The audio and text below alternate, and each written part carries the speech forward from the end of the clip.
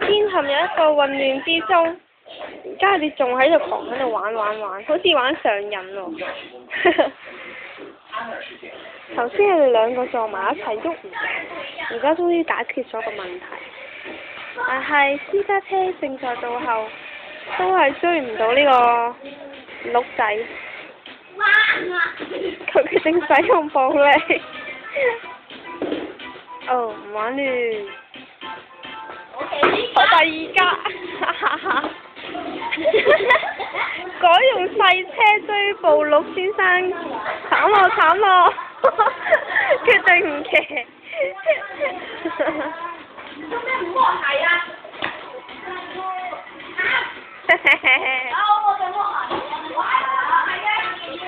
而家摸鞋先。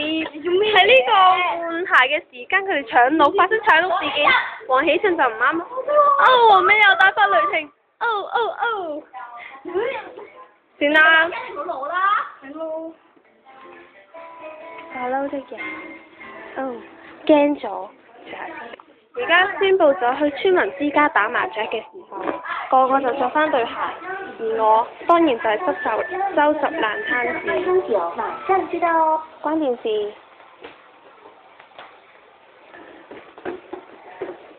擺好隻鹿。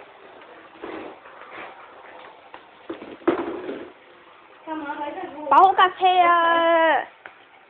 仲有呢架車。指鹿為馬，呢隻點都唔似馬啦，係嘛？好啱心啊！我呢架咁嘅車快啲帶翻佢啦！而家開走佢咪得咯？開車有排啦！